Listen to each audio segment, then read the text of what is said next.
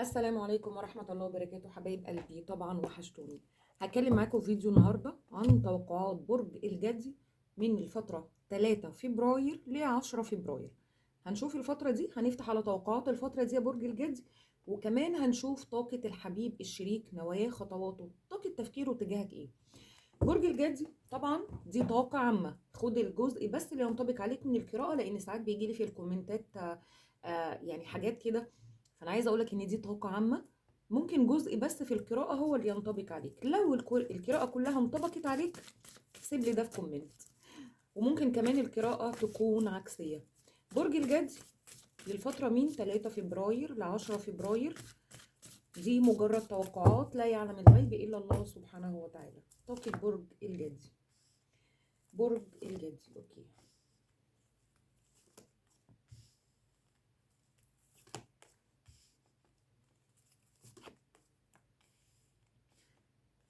برج الجدي من الواضح كده انا شايفه ممكن ان انت تكون خدت قرار ومش ندمت، يعني كأنك بتلوم نفسك على القرار اللي انت خدته ده، او ممكن تكون اندفعت، يعني حاسس ان انت اتسرعت في القرار ده، او ممكن القرار ده انت هتاخده يعني فكرت فيه كتير وخلاص، يعني كأنك بتقول لنفسك زي ما تيجي تيجي. فانا شايفه ان انت خدت قرار بس هترجع هتلوم نفسك على القرار ده يا برج الجدي. برج الجدي فيه عندك مبلغ او حصول على مبلغ مالي. المبلغ ده متعلق ممكن برقم 7، يعني ممكن 7 فبراير، ممكن بعد 7 ايام في مبلغ، في حصول على مبلغ يا برج الجدي.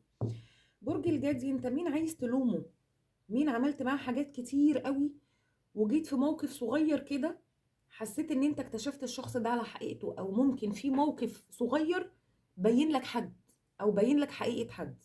يعني ممكن حد انت عملت معاه حاجات كتير قوي كويسة، وممكن من موقف استنتجت حاجات انت ما كنتش شايفها يا برج الجدي. او بمعنى اصح ممكن في حقيقة شخص هتوضح لك. انتبه كويس جدا للناس اللي حواليك يا برج الجدي، لان انا شايفه ان انت يعني بتدي بسخاء او بتقف جنب الناس اللي حواليك، وممكن كمان بتبذل مجهود علشان تساعد الناس اللي حواليك. لكن ممكن في موقف هيبين لك حاجه هتخليك بقى تعمل ستوب، تقف مكانك. يعني الحاجات اللي انت كنت بتعملها هتفكر بعد كده قبل اي شيء هتقوم بيه. برج الجدي ممكن الواضح كده البعض منكم ممكن يكون في علاقه سريه. آه شايفه فيه الحمل، ظاهر عندي الجوزاء، وظاهر عندي السرطان. بس انا شايفه فيه بلوك، يعني انا شايفه ممكن بلوك او انت قفلت من حد من الثلاثه دول عامه. يعني انا ظاهر معايا الحمل، السرطان، الجوزاء. عايزه اقول لك يا برج الجدي ان انت ممكن يكون فيه بلوكات وانت بتعيد حساباتك تاني ناحيه الاشخاص دي، او بمعنى اصح عايز انتصار، يعني انت عايز تنتصر في امر، او آه ان انت في الاخر اللي تكسب. فممكن يكون في بلوك او انت نهيت امر ممكن مع الابراج دي، او خدت قرار ان انت خلاص انت هتدور على نجاحك، هتبذل مجهود، هتشتغل على نفسك، هتدور على حياتك، انت هتعمل شيء لنفسك. برج الجدي ممكن يكون كانت علاقة عاطفية، او اوريدي انت لسه في العلاقة دي وانت مش شايف مقابل من الشخص ده. يعني ممكن انت بتبذل مجهود، انت بتقدم مساعدة، انت بتعمل حاجات كتير، بتقدم حب، بتقدم مشاعر، بتخاف على الشخص ده، بتعمل حاجات كتير. بس ممكن جيت كده في وقت، يعني رغم ممكن انت كنت متعلق بالشخص ده قوي، او ان انت حاسس ان الشخص ده بالنسبة لك الستار، فجيت في وقت كده كأن في حاجات بدأت تحسها. يعني انا شايفة ان انت يعني كنت ماشي كأن عيونك متغمية يا برج الجدي، فممكن يكون استنتجت حاجة خلتك خلاص التوف سورت، انت قفلت. وممكن كمان تكون قفلت من موقف بسيط او حاجة يعني انت مش متأكد منها بنسبة 100%، بس خلاص انت يعني قفلت خلاص من الشخص ده. فانت مش عايز مبررات، مش عايز كلام، مش عايز حتى لو هو جه خد خطوة، لا انت كأنك تعبت. فانت كأنك كنت مستني زي ما بيقولوا كده فعلا، كأنك مستني على غلطة او مستني على تلكيكة يا برج الجدي. بس انا شايفة ان انت بدأت تبص لانتصاراتك، لنجاحاتك، لشغلك، لدراستك، لعملك. اوريدي في عندك انتصار او في عندك نجاح للناس اللي منتظرة نجاح. برج الجدي طبعا انا شايفاك برضو في طاقة انتظار، يعني انا شايفة ان انت منتظر امر او منتظر شيء. الحمل ظاهر معاك كتير قوي يا برج الجدي. آه ممكن يكون الحمل متعلق فيك، لان انا طالع لي طبعا الهانجد مان، ففي حاجه معلقه ما بينك وما بين الحمل. يعني ممكن يكون في لسه حاجه مشتركه ما بينك وما بين الحمل. طب لو انتوا في علاقه في الوقت الحالي، او ان انتوا يعني مرتبطين، او مثلا داخلين على جواز، او ان انت لسه في علاقه جديده مع الحمل، فانا شايفه ان انت لسه بتوازن امورك، بس في شيء هيربطك بالشخص ده. طيب لو انتوا مبتعدين عن بعض، لو انت مبتعد عن الحمل، فانا شايفه في شيء معلق. يعني ايه؟ ممكن يكون في بينكم ولاد، ممكن يكون في شراكه عمل، ممكن يكون في ماديات انت لسه مستني حق منه او هو مستني حق منك. فانا شايفه لسه في امر معلق. لكن يا برج الجدي، الامر المعلق اللي ما بينك وما بين الحمل ده، انا شايفه ان في امور هتوضح لك. يعني ايه؟ يعني امور هتوضح لك من الحمل. الحاجات اللي انت كنت عامل عليها علامة اكس او علامة استفهام ناحية الحمل، انت مش فاهمه، او مش عارف هو هيعمل ايه معاك، او ايه خطواته تجاهك. عايزة اقولك ان الحمل هياخد خطوات، وفي حاجات هيوضحها لك، سواء بقى بالسلب او الايجاب.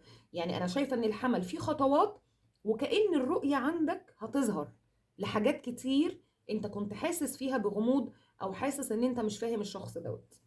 لكن في امور هتظهر لك من الحمل يا برج الجدي. برج الجدي،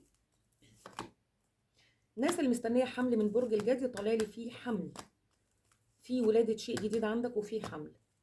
طيب برج الجدي،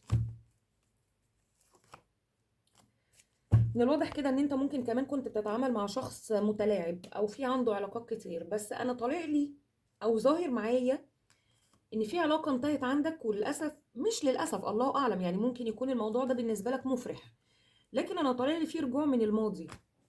في رجوع من الماضي عندك. ولو انت بتتعامل مع برج العقرب يا برج الجدي، يعني لو انت بتتعامل مع العقرب، عايزه اقول لك ان طالع لي فيه رجوع او خطوات متعلقه برجوع ما بينك وما بين العقرب.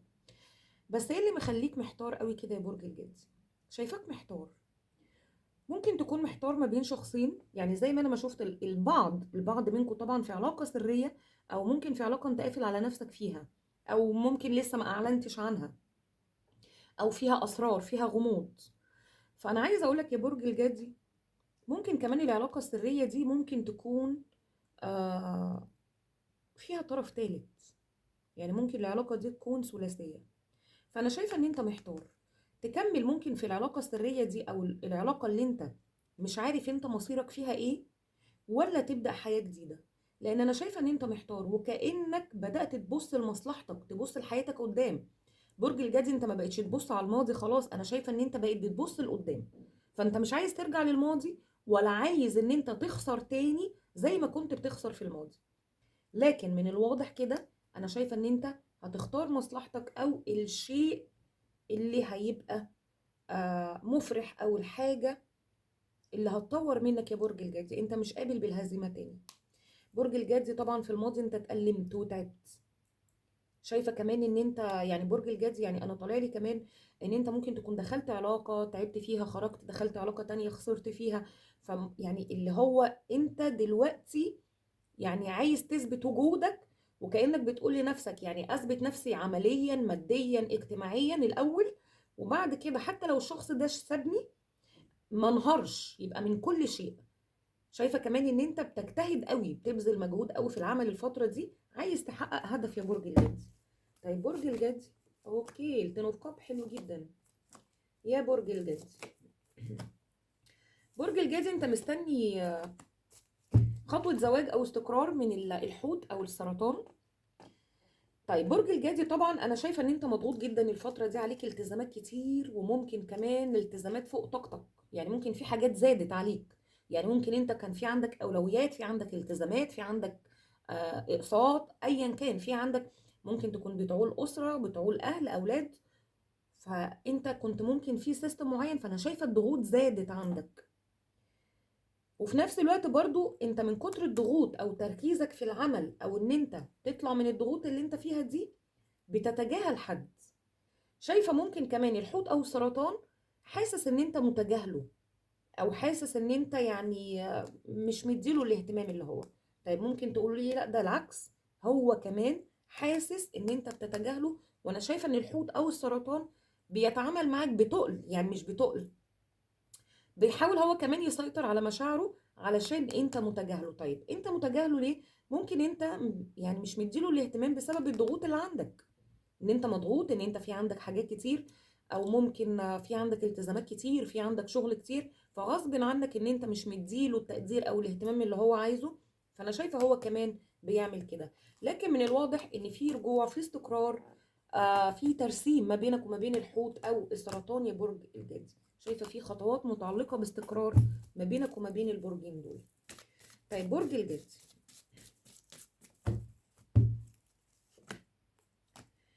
برج الجدي في عندك توقيع عقود، في شراء عتبة جديدة، ممكن الله أعلم، يعني ممكن يكون العتبة الجديدة دي في عندك نقلة من مكان لمكان، أو ممكن في عندك عتبة جديدة، في عندك توقيع عقود. بس أنا عايزة أقول لك على حاجة، أنت ممكن تكون حاسس إن أنت العتبة الجديدة أو الشيء الجديد اللي أنت هتدخل فيه ده أو هتشتريه بمعنى أصح، حاسس إن أنت يعني ماديا هتقعد تفكر كتير، لان انت هتبقى مستني ان انت تعوض، او عايز تعوض بقى ماديات، يعني الحاجه دي انا خلاص هقوم بيها، بس معنى كده ان انا لازم اشتغل على نفسي علشان اعمل ماديات تاني او اعمل فلوس تاني. لان انا شايفه طاقه تفكيرك طبعا الفور اوف بنتكل، يعني يعني انت محوش مبلغ ومستني مبلغ يجي لك، واوريدي المبلغ ده هيجي لك وهتقوم بشراء شيء يا برج الجدي. برج الجدي شايفه كمان في حد هيقوم بمساعدتك، ممكن برج الميزان او العذراء، يعني شايفه في مساعده حد تجاهك. ممكن بقى الحد دوت، الشخص ده مش شرط طبعا الابراج، بس في امر او في حاجه كانت عندك، والشخص ده ممكن كان نصح، يعني اداك نصيحه وانت ما عملتش بيها، او ممكن يكون انت تجاهلت النصيحه بتاعته. فانا شايفه الشخص ده هيقوم بمساعدتك تاني، وهيفكرك ان هو حذرك من الشيء ده، او ان هو قالك لا ما تخاطرش، لا ما تاخدش الخطوات دي. لكن في مساعده شخص اتجاهك، الشخص ده ممكن يكون صديق او مقرب منك يا برج الجدي. برج الجدي في عندك استشفاء، الناس اللي بتعاني او تعبانه من شيء في عندك استشفاء. طيب برج الجدي، ممكن كمان يكون في امر متعلق ما بينك وما بين الجوزاء، انت مستني عدالة الهية، او ممكن في حاجة متعلقة بمحكمة ما بينك وما بين الجوزاء. شايفاك متعصب، متعصب او متوتر يعني من الجوزاء، فممكن انت مستني حق منه ان الشخص ده ظلمك، او ممكن انت مستني ان الشخص ده بقى ياخد خطوة انت استنيته كتير، فمستني. انا شايفة ان انت مستني عدل، مستني عدالة، وفي نفس الوقت ممكن يكون امر متعلق بمحكمة ما بينك وما بين الجوزاء، وانت مستني العدالة او الانتصار في العلاقة ديت. لكن السكس اوف كاب، انت مفتقد مين يا برج الجدي؟ شايفاك مفتقد حد، او عندك طاقة حنين واشتياق لحد. اوه التاور. برج الجدي، انت انفصلت عن شخص، يعني اكتشفت ان في معاه طرف ثالث، طالع لي فيه انفصال بسبب طرف ثالث يا برج الجدي. بس غالبا يعني ممكن يكون ده يعني كنتوا متزوجين وانفصلتوا بسبب طرف ثالث. هو ده الشيء اللي مخليك ان انت يعني مش قادر تنسى الماضي. انا شايفه ان انت يعني اغلب، يعني رغم ان انا شايفه في طاقتك ان انت عايز تحقق نجاح، بتبص لقدام، انت مش عايز ترجع لورا تاني، بس انا شايفه ان الماضي لسه مأثر فيك جدا يا برج الجدي. وخاصه كمان الناس اللي انفصلت بسبب خيانه، او اللي انفصلت بسبب طرف ثالث. فعشان كده انا بقول لك ان انت مستني عداله، مستني حق. انت بذلت مجهود جامد في العلاقه دي، اديت فيها كتير، وفي نفس الوقت انت اتظلمت. طيب برج الجدي، انا شايفه كده ان انت ممكن بقالك فتره بتبحث او عايز تستنتج حاجه، غموض في اسرار هتوضح لك يا برج الجدي. في اسرار وفي خبايا، في حاجات لسه مستخبيه هتظهر لك. ممكن انت كنت بتبذل مجهود علشان تتاكد من الاسرار دي، او ان انت تتاكد من نوايا حد، او ان الشخص ده مخادع، او الحد ده عايز يستغلك. فانا عايزه اقول لك ما تستعجلش، هتتاكد يا برج الجدي، لان انا شايفه ان انت في اقنعه يعني هتقع بمعنى اصح، ناس لابسه اقنعه كده هتظهر لك لسه يا برج الجدي. وشايفه ان انت آه هتفلتر الناس دي بمعنى اصح من حياتك. برج الجدي انا طالع لي كمان البعض منكم ممكن يكون في عنده بداية علاقة او علاقة جديدة هتنشأ من خلال عمل او ممكن دراسة. في عندك بداية جديدة مع في عمل او دراسة، يعني شيء مشترك انتوا الاتنين في نفس المكان. بس غالبا ممكن هيكون برج ترابي زيك، يعني يا ثور يا جدي يا عذراء يا برج الجدي. طيب لو انت اوريدي في معاك برج ترابي، فانا عايزه اقول لك ان البرج الترابي ده في حاجه هيعترف لك بيها، او العلاقه هتتطور ما بينك وما بينه. يعني ممكن الجدي او الثور او العذراء ممكن يعترف لك بده. طب ممكن تقولي لو احنا الاتنين جدي، طيب لو انت ما اعترفتش او ان انت ما وضحتش هو هيوضح لك، لان شايفه في تطور ما بينك وما بين برج ترابي في العلاقه العاطفيه يا برج الجدي. طيب برج الجدي، طيب نفتح كده على طاقة الحبيب الشريك، طاقة تفكير الشخص ده ايه اتجاهك.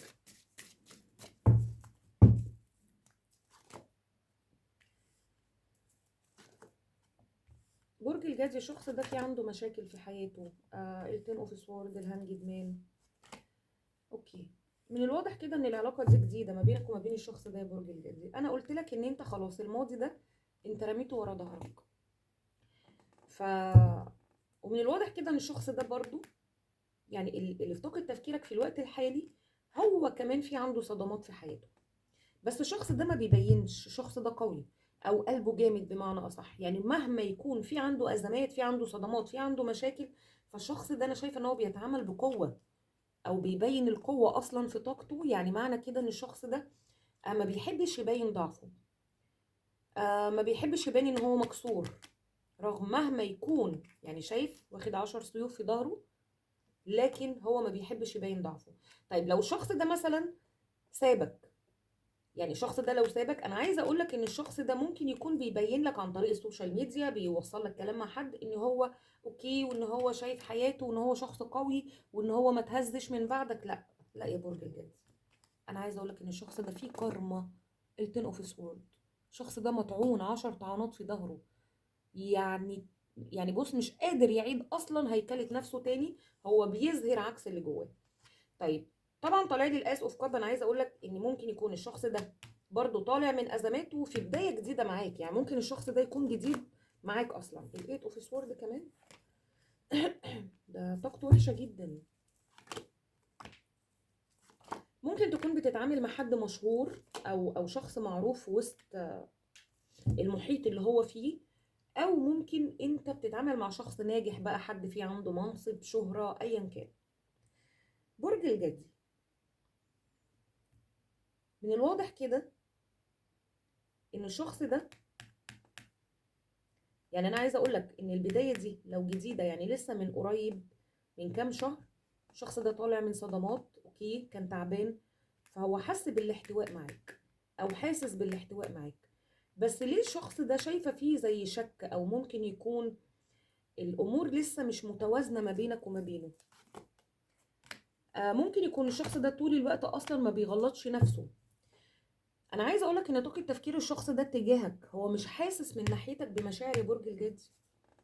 او ممكن يكون الشخص ده عايز ان انت تبين مشاعرك اكتر، ان انت تهتم بيه اكتر، ان انت تقرب منه اكتر، تاخد خطوات.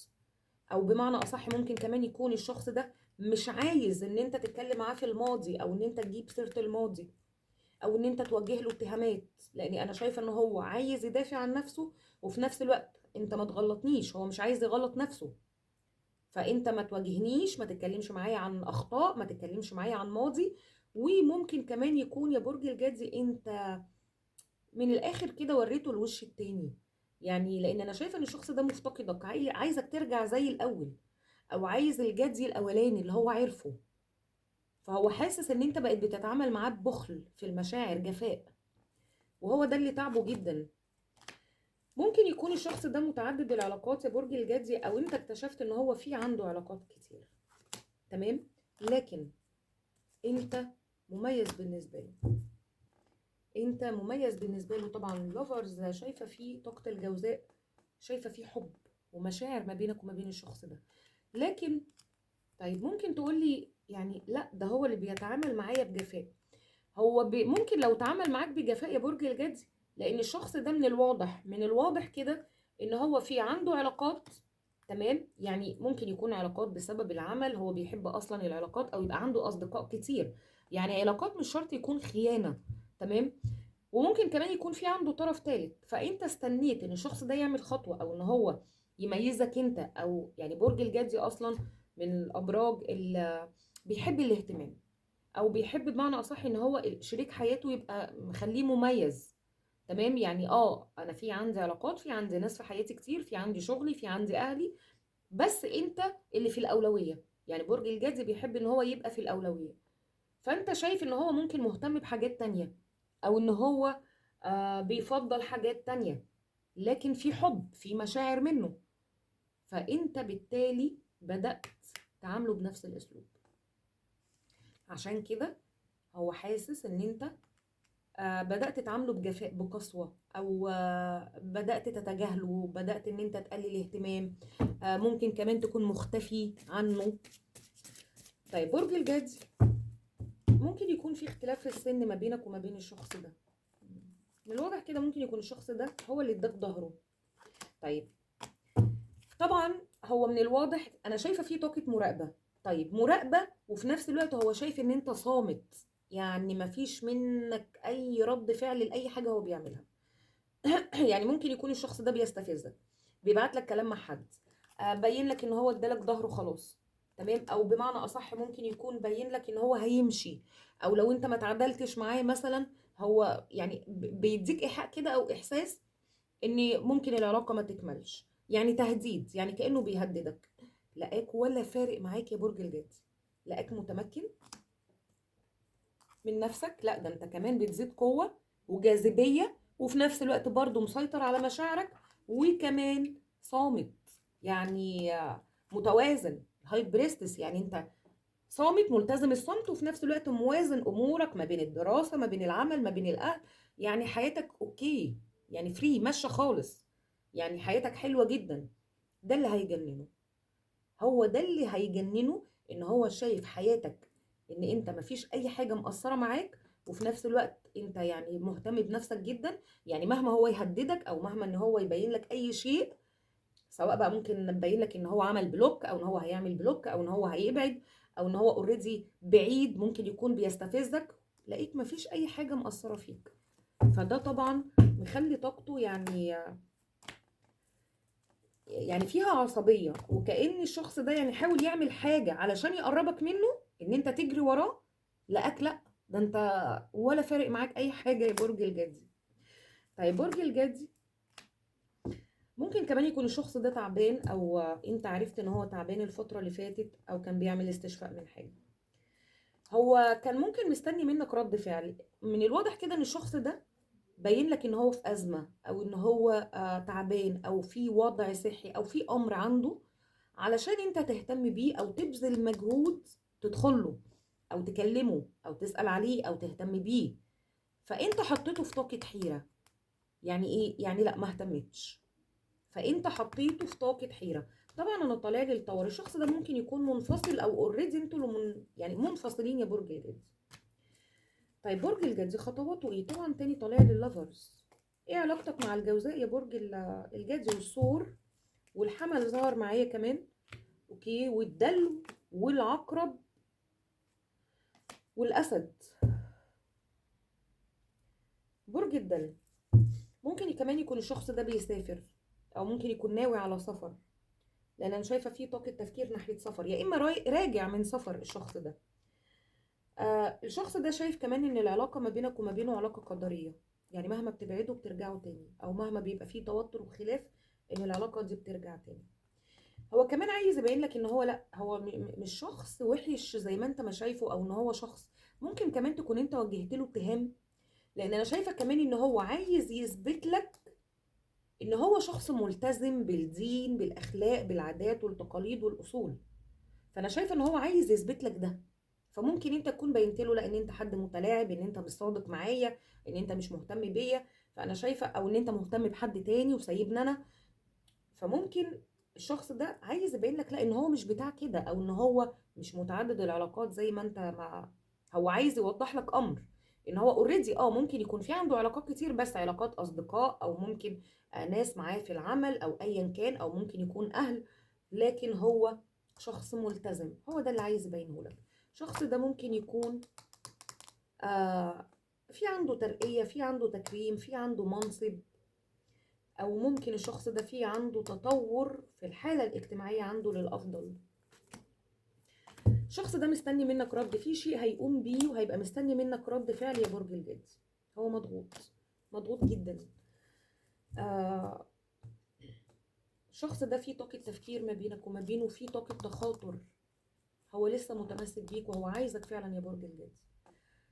طيب هيعمل ايه؟ من الواضح كده ان الشخص ده هيقوم بموقف او شيء او خطوة، وهيبقى مستني منك رد فعل. طيب نوضح اكتر. فعلا هيقدم لك عرض وهيبقى مستني منك رد فعل يا برج الجدي. برج الجدي الشخص ده هيتذاكى عليك شويه. طيب هيعمل ايه؟ من الواضح كده ان هيبقى في مسج، في اتصال، في تواصل. اوكي، لو انتوا يعني حاليا انتوا مبتعدين. طيب انا شايفه ان الشخص ده هيعمل حركه كده فيها مكر شويه. يعني ممكن هيخش لك من رقم غريب، او عن طريق حد هيتكلم معاك وهيبين لك او هيقدم لك عرض يا برج الجدي، ويبقى مستني منك رد فعل. طيب ممكن تقولي العرض ده ايه؟ العرض ده التين اوف بنتكل. يعني ايه؟ الشخص ده عايز استقرار معاك، تمام، وفي نفس الوقت عايز نجاح مادي.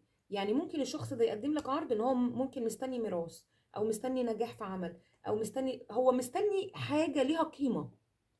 فممكن يقول لك ان هو مستني الشيء ده يحصل معاه، وبعد كده هياخد خطوة استقرار ما بينك وما بينه. فانت عندك استعداد ان انت تتحمله، او انت عندك استعداد تستناه، او ممكن يكون مستني عمل، الله اعلم. تمام. او ممكن يعني يعرض عليك انه تستناه لغايه ما يرجع من السفر، لان انا شايفه في خطوات سفر عنده.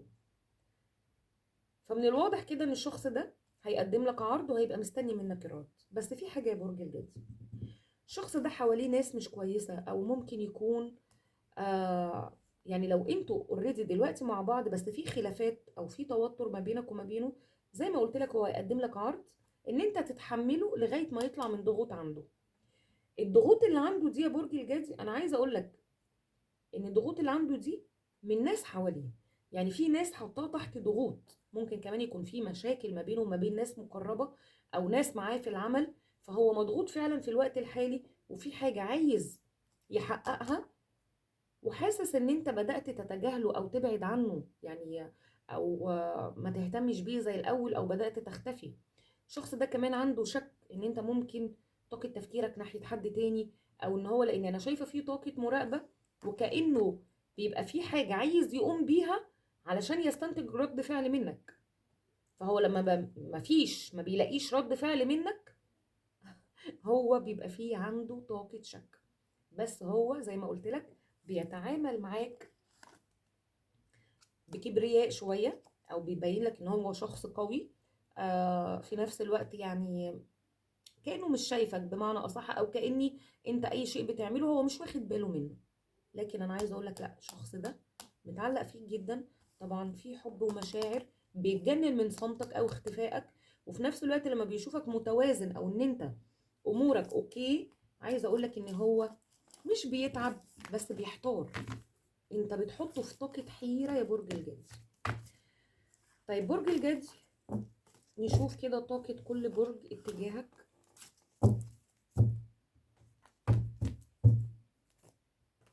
طيب برج الجدي مع الحمل،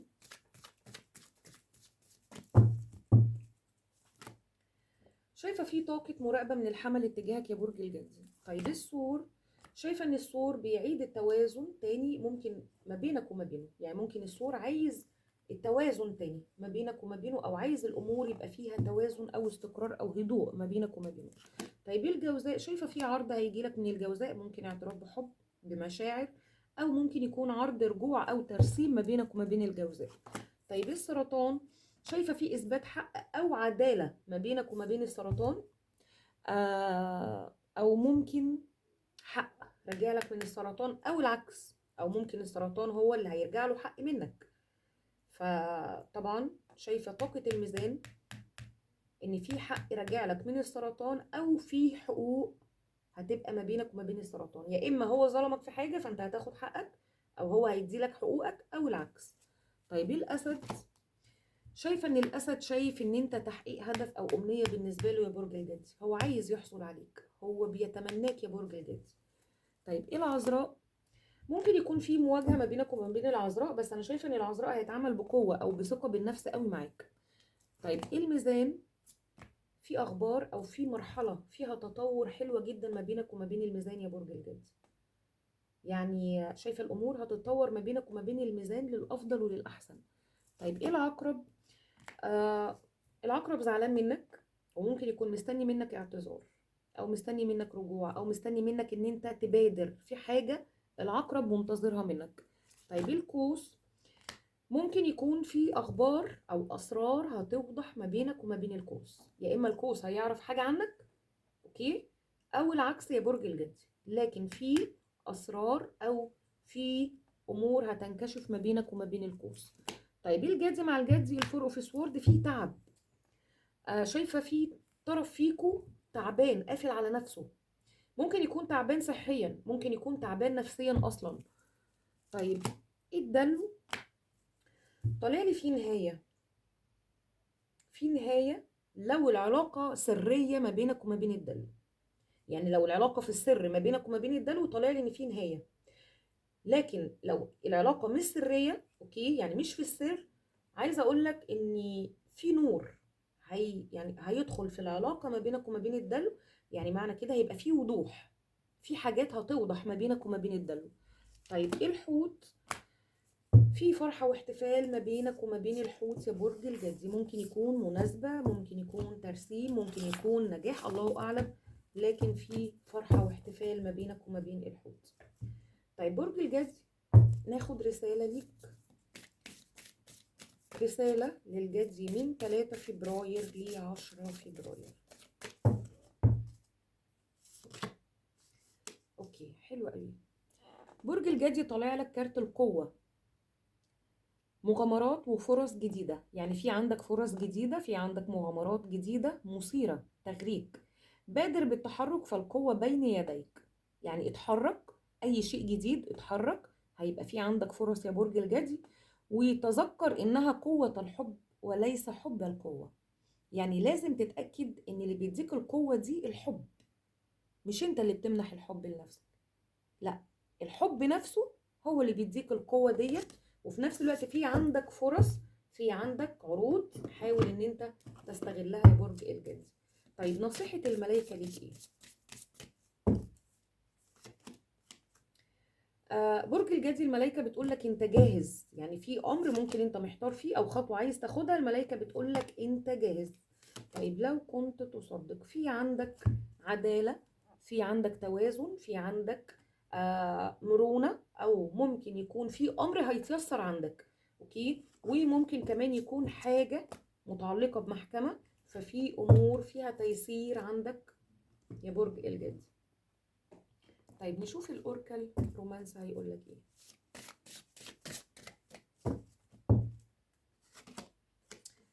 اوكي برج الجدي، الاوركل بتقول لك ان شخص يعود من الماضي اليك، في شخص يعود من الماضي اليك يا برج الجدي. برج الجدي كمان الاوركل بتقولك ان حياتك العاطفيه بتتاثر بالدين، يعني ممكن انت في حياتك العاطفيه بتربطها بالدين، يعني ممكن يعني بتحاول ان انت تتخطى العادات والتقاليد والاصول او الدين عامه في الامور العاطفيه عندك. طيب رساله من عقله الباطن، رساله من عقل الشريك الحبيب اتجاه برج الجدي. طيب نشوف الكارت اللي واقع ده. هو عايز يقولك أنا بحاول أن أجد نفسي وهدفي، لم يكن الأمر سهل بالنسبة لي. يعني الشخص ده ممكن يكون لو بعد عنك علشان عايز ممكن يلاقي نفسه أو يحقق هدف لنفسه، ممكن يكون كان في عنده أزمات مستني لما يخلص منها. طيب لو الشخص ده معاك دلوقتي وبيتجاهلك، فهو في شيء فعلا عايز يحققه لنفسه، او ممكن الشخص ده لسه محتار في كذا حاجه، ممكن زي ما قلت لك، يعني طالع لي البعض منكم في عنده علاقه ثلاثيه، فهو مستني ممكن ان هو يحدد هو عايز ايه بالظبط. طيب برج الجدي، الشخص ده شايفك ازاي؟ الشخص اللي في طاقة تفكيرك شايفك ازاي؟ مسالم.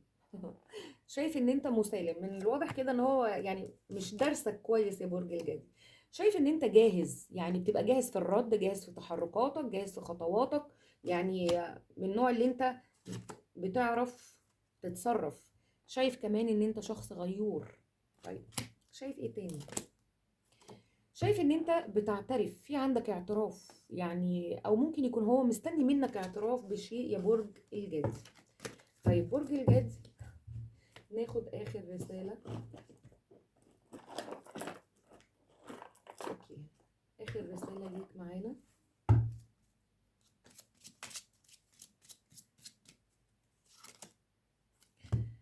برج الجدي، رسالتك بتقولك انت في دورة جديدة بدأتها او انتقال. يعني من الواضح كده ان في عندك نقلة جديدة، او في عندك بداية جديدة، او شيء جديد انت بدأت فيه يا برج الجدي. لكن امشي فيه وحاول ان انت تدرس خطواتك كويس. زي ما قلت لك، البعض منكم في عنده نقلة، في عنده توقيع عقود، في عتبة جديدة عندك. ممكن يكون انت يعني بدأت تاخد خطوات للشيء ده، اوكي، او اوريدي انت خدت خطوات خلاص للشيء ده. لكن رسالتك بتقول لك في عندك بداية جديدة، او بداية شيء جديد انت بدأت فيه يا برج الجدي. برج الجدي، دي كانت قراءتك من 3 فبراير ل 10 فبراير. طبعا بشكرك جدا واتمنى لك السعادة والتوفيق يا رب من كل قلبي. ما تنساش الاشتراك في القناة وتفعيل الجرس. بشكرك جدا والسلام عليكم ورحمة الله وبركاته.